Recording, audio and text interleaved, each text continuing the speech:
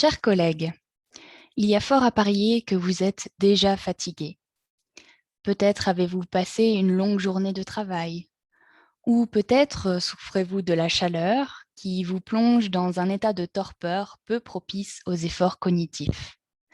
Comme je vous comprends. Rassurez-vous cependant, vous n'êtes pas les seuls à vouloir somnoler.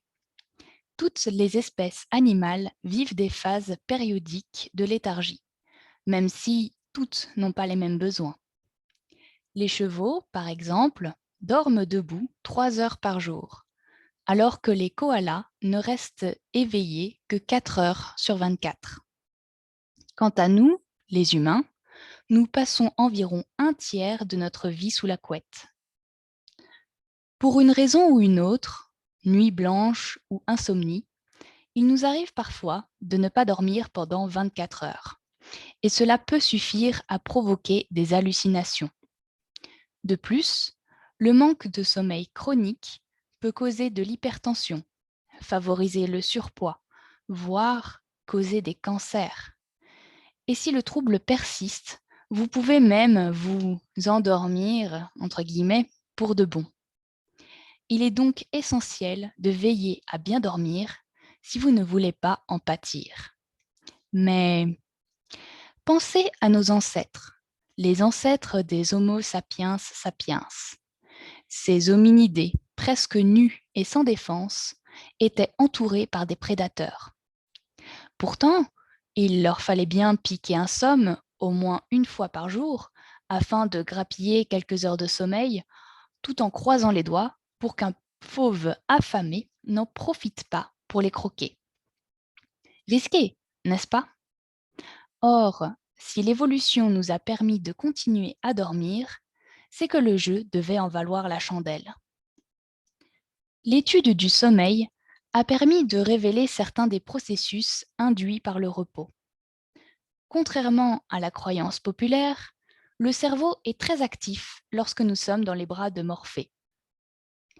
Pour commencer, pendant que nous sommes en état de veille, l'activité métabolique de notre corps mène à la production de déchets. L'accumulation de ces derniers dans l'organisme est à l'origine de la sensation de fatigue. Pendant la nuit, l'organisme va éliminer ces déchets et faire en quelque sorte peau neuve.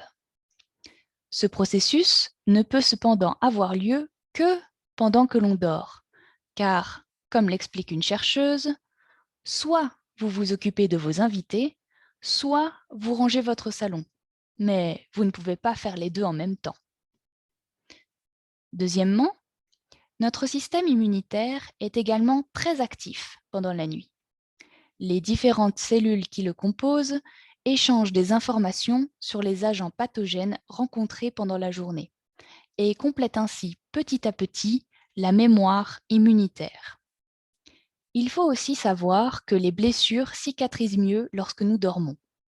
Pensez-y la prochaine fois que vous vous couperez. Troisièmement, le sommeil permet à notre cerveau de traiter les expériences sensorielles de la journée, ce qui peut vous donner des rêves assez insensés. Au cours de la nuit, les souvenirs, stockés dans l'hippocampe, responsable de la mémoire à court terme, sont déplacés dans le néocortex, siège de la mémoire à long terme. On peut ici faire un parallèle avec l'informatique. Vous ne pouvez formater votre disque dur que si vous n'enregistrez pas de nouvelles données dessus en même temps. Par conséquent, dormir aide à se souvenir et manquer de sommeil affecte la mémorisation. Quatrièmement, le sommeil est essentiel à notre bonne santé physique. En effet, l'hormone de croissance n'est sécrétée par le lobe antérieur de l'hypophyse que lorsque nous dormons. Cette hormone, aussi appelée somatotrophine, permet aux enfants de grandir, d'où l'apathie des adolescents. Elle est aussi indispensable à la régénération cellulaire chez l'adulte. Si vous pratiquez un sport, c'est le repos entre les séances qui vous permettra de renforcer vos muscles. Ces dernières années, l'étude du sommeil nous a permis d'en apprendre beaucoup sur ce qui se passe dans notre corps en période de repos. En revanche, certaines questions restent ouvertes.